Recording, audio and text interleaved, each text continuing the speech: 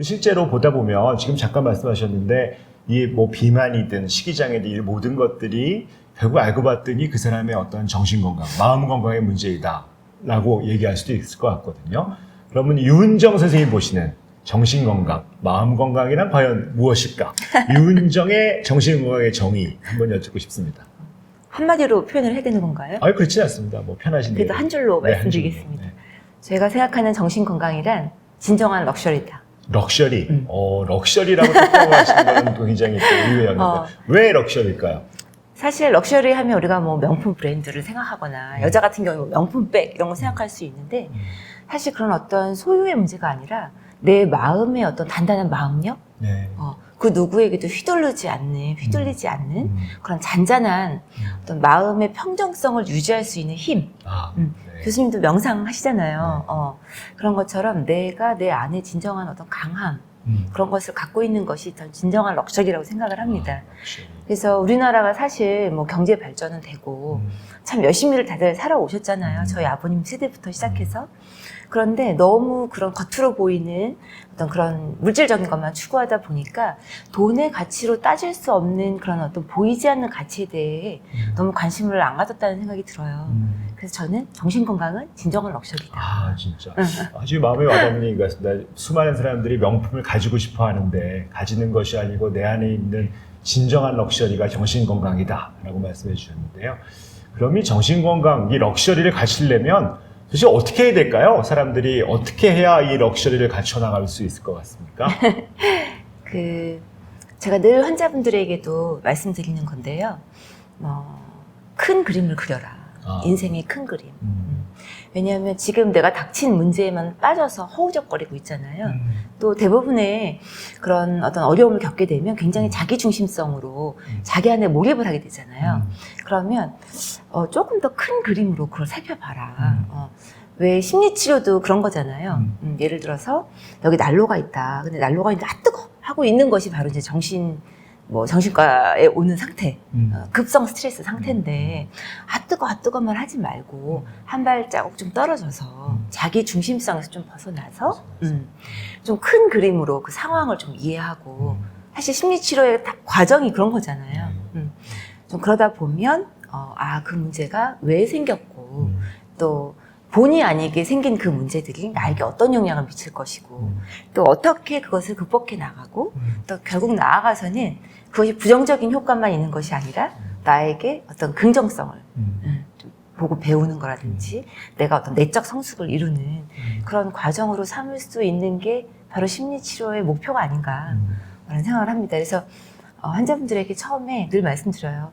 너무 좁게만 생각하지 말고 좀 인생의 큰 그림을 그리십시오. 그러려고 여기 오신 거예요. 그렇게 말씀을 드립니다. 근데 이게 막상 고통을 많이 겪고 있고 내가 지금 내 앞에 닥친 것들이 너무 힘드신 분들은 한 발 떨어지는 게 정말 답일 텐데도 그 안에서 떨어지지 못하고 너무 애쓰시고 거기 갇혀가지고 너무 힘들어하시는 분이 너무 많거든요. 지금 만약에 이 앞에 그렇게 힘들어하고 계신 분이 계시다고 하면 지금 뭐 간단하게 어떻게 떨어져 나올 수 있을까? 내가 지금 이 안에서 어떻게 한 발짝 떨어져 나올 수 있을까를 어떤 팁 이런 걸 주실 수 있을까요? 저희에게 가져오는 문제들이 사실은 어찌 보면 인생 고비고비에 피할 수 없는 문제들이 많지 않습니까?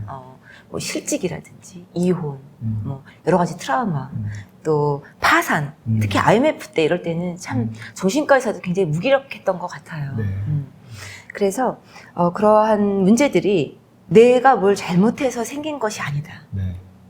저는 제 앞에 여기 환자분이 계시다면 그 얘기를 꼭 드리고 싶습니다. 지금 닥친 문제만으로도 너무 힘든데 사실 내가 뭘 잘못한 거 아닌가? 또 너무 수치스러워하고 네. 이 문제로 인해서 나도 힘든데 자기 비난을 한 번 더 하시는 거예요. 네. 그래서 제가 비난을 이제 나에 대해서 자기 비난의 화살을 그만 좀 쏴라. 한 번으로 족하다. 그 말씀을 꼭 드리고 싶고요. 제가 이제 그런 상담을 하면서 혼자 잘해주고 상처받지 말아라는 이제 책을 썼잖아요. 네. 그 책에서 가장 회자됐던 그 문구가 나에게 가장 좋은 친구는 나에게 가장 좋은 친구는 바로 나다. 그 문구가 굉장히 많이 회자됐었어요. 그러니까 모두들 그렇게 생각하는 것 같아요. 내가 나에게 가장 격려를 해주고 그래야 되는데 실제적으로는 맨날 비교하면서 너는 그것뿐이 못하니 너 언제까지 그렇게 한심할래? 너 이렇게 이런 일이 있는 거 다 네 잘못이야. 이런 식으로 자기 비난이 너무 심하니까 나에게 있어서 가장 격려를 해줄 수 있는 사람은 바로 나다. 누가 그걸 해주겠냐. 라는 말씀을 꼭 드리고 싶고 그 여러 가지 문제들 가운데서도 그래도 살 수 있는 건 사람이 살 길이 있더라고요. 네. 그래서 터널의 끝은 항상 있듯이 네. 어떻게 지내다 보면 또 시간이 흘러서 네. 어느새 그 문제에서 빠져나와 있는 네. 바닥을 치고 이렇게 비행을 하듯이 바닥을 한번 치고 나면 조금 그래도 올라갈 일만 남았더라고요. 네. 그래서 환자분들에게 꼭 그렇게 이제 용기를 드리고 있습니다.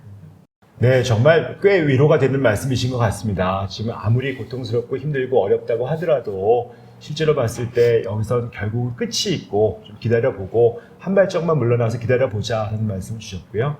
근데 이제 막상 내 가족이 또 내 아내가 내 남편이 내 모든 자녀가 아픈 경우가 너무 많거든요. 근데 이제 뭔가 도와주고 싶은데 잘 안 되고 그런 때문에 너무 안타까워하고 이걸 어떻게 해야 될지 모르는 그런 가족들이 많이 계시거든요. 그런 분들한테는 어떻게 또 말씀을 좀 주실 수 있으실까요? 그 참 가족분들이 실망이 크신 것 같아요. 네. 얘만큼은 그렇게 약해진 모습 보이지 않았으면 좋았을 텐데 또 우리 가족만큼은 좀 정상 가족이었으면 좋겠는데 그래서 참 그 비난을 많이 하셨는데 비난만 좀 안 해도 네. 가족의 역할이 좀 클 것 같습니다. 왜냐면 누구나 다 좀 약해질 수도 있고 때로는 도움이 좀 필요할 수도 있고 우리도 마찬가지잖아요. 조금 비틀비틀 거릴 수 있는데 그것을 가족들이 용납하지 못하고 뭐 심지어는 제 앞에서도 뭐 맞아야 정신 차리는 거 아닙니까? 그렇게 말씀하시는 부모님이 아직도 계세요. 네. 그래서 비난을 좀 안 하셨으면 좋겠고 또 하나는 약 먹는 거 갖고 뭐라 좀 안 했으면 좋겠어요. 병원에 오고 나서도 뭐 언제까지 약 먹어야 합니까? 한 달뿐이 안 지났는데 또 약 중독되는 거 아닙니까? 약 끊고 혼자 해야 되는 거 아닙니까?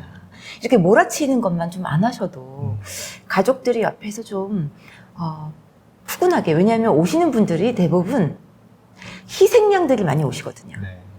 예를 들어서 매 맞는 아내, 그죠? 또 알코올 중독의 가족들, 또 성적을 막 푸시하는 그런 부모의 자녀들 이런 식으로 병원에 오는 분들은 사실 희생양인 경우가 많은데 그분들에게 다시 또 한 번 비난을 하면 가족은 정말 설 곳이 없는 것 같아요. 네. 그래서 약을 먹는 거에 대해서도 네이버를 의존하지 마시고 제발 저에게 좀 물어봐 주시고 네.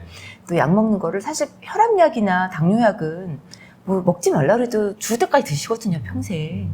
근데 왜 하필이면 정신과 약은 그렇게 거부감을 많이들 가지시는지 모르겠어요. 제가 곰곰이 생각해 보니까 우리나라 국민들 특성이 이런 것이 있는 것 같아요. 몸은 아프면 약을 빨리 먹어요. 네. 근데 정신이 조금 아프다는 거를 용납을 못 하시는 것 같아요. 정신은 의지로 이겨야지 약을 먹어서 의지할 것이 아니다. 너의 의지력이 정말 썩어 빠졌다. 이렇게 생각하시는 것 같아서 가족분들에게 조금 더 포근한 포근한 마음과 조금 인내, 또 약에 대한 거부감을 좀 덜 가지시면 어떨까 말씀드리고 싶습니다. 가족들도 정말 기다려주시고 너무 이렇게 다그치지 않는 것이 어떻게 보면 다그치고 푸시하고 밀어냈던 것들이 또 그걸로 인하여 병이 생겼을 가능성이 맞아요. 많기 때문에 한 발자국만 좀 기다려주시면 너무 좋겠다라는 그런 말씀이신 것 같습니다.